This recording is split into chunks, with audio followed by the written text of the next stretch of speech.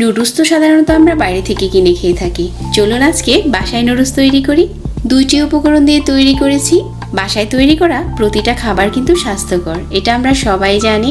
আজকে খুব সহজ রেসিপিতে নুডলসের রেসিপিটা আপনাদের সাথে শেয়ার করব, আর সাথে থাকবে সংরক্ষণ করার টিপস, আর হাতে তৈরি করা নুডলস কিভাবে সংরক্ষণ করবেন আর এটা কতটা পারফেক্ট আর ঝরঝরে হয় ওই রেসিপিটাও আজকে শেয়ার করছি।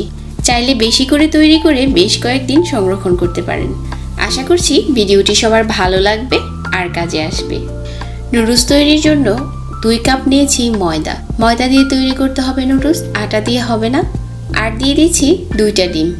আমি এখানে 2 কাপ ময়দার সাথে 2টা ডিম নিয়েছি আর পরিমাণ মতো লবণ দিয়েছি। ডিমের সাইজগুলো যদি একটু বড় হয় তাহলে কিন্তু হয়ে যাবে।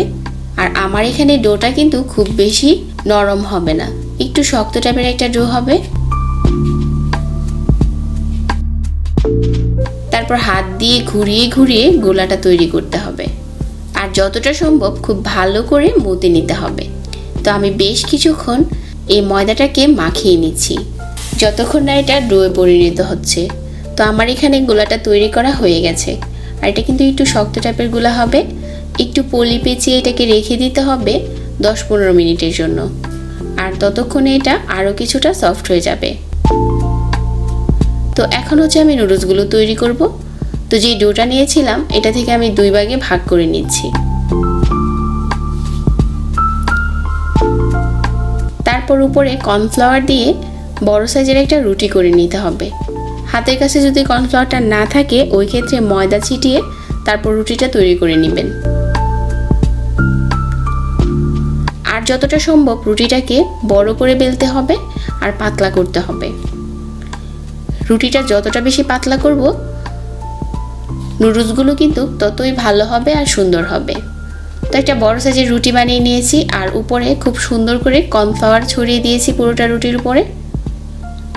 তারপরে একটা সাইড থেকে বাজ দিয়ে দিচ্ছি, একদম সমান করে বাজ দিতে হবে।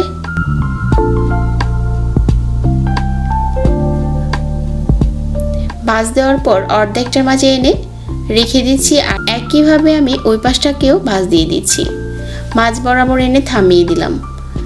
এভাবে করে বাজ দিয়ে তারপর হচ্ছে সাইড থেকে কেটে নিতে হবে। নুডলসের সাইজটা আপনি যেরকম চান ওরকম করে কেটে নেবেন। যদি এখানে এগুলোকে আরও চিকন করে তৈরি করতে চান তাহলে একটু সময় নিয়ে চিকন চিকন করে কাটতে হবে। তো আমার এখানে কিন্তু একটা পাশ খুব সুন্দর কাটা হয়ে গেছে। কাটার পর একটা শাসলিক কাঠি দিয়ে নিচে থেকে এগুলোকে কিছুটা উঠিয়ে তারপর হাত দিয়ে খুব ভালো করে ঘুরিয়ে নিলে এটা কিন্তু খুব সুন্দর করে বাসটা খুলে যাচ্ছে। এটা আপনাকে হাতেও খুলতে হবে না। তো আমার এখানে নুডলসগুলো তৈরি করা হয়ে গেছে। আপনারা চাইলে কিন্তু বেশি করে তৈরি করে সংরক্ষণ করতে পারেন। এখন শুধু রোদে শুকিয়ে নিলে হয়ে যাবে, আর যদি সাথে সাথে খেতে চান তাহলে সিদ্ধ করে নিলে হয়ে যাবে। তো আমি এটা সিদ্ধ করে আপনাদের সাথে শেয়ার করছি। চুলায় একটা পাত্রে পর্যাপ্ত পরিমাণের পানি দিয়েছি, পানিটা ফুটে গেছে। তারপর নুডলসগুলো দিয়ে দিলাম, আর একটা শাসলিক কাঠি দিয়ে নাড়িয়ে দিচ্ছি। এটা কিন্তু ম্যাগি নুডলসের মতো 2 থেকে 3 মিনিটের মাঝেই খুব সুন্দর সিদ্ধ হয়ে যাবে, কারণ আমি রুটিটা কিন্তু অনেক পাতলা করেছিলাম। তো আমার এখানে নুডলসগুলো সিদ্ধ হয়ে গেছে। তারপর একটা স্ট্রেনারে ঢেলে নিচ্ছি। নুডলসটা পানি জড়ানোর পর এটা কিন্তু খুব সুন্দর করে ঝরঝরে হয়ে গেছে। তারপর 1 চামচ তেল দিয়ে দিচ্ছি, যাতে একটার সাথে আরেকটা লেগে না যায়। একটা বক্সে ভরে এই সিদ্ধ করা নুডলসটা 1 সপ্তাহের মতো সংরক্ষণ করতে পারেন। আর যদি রোদে শুকিয়ে নিতে পারেন ওই ক্ষেত্রে হচ্ছে 1 মাসের মতো ভালো থাকবে। আশা করছি আজকের এই নুডলস তৈরি করার ভিডিওটি সবার ভালো লেগেছে।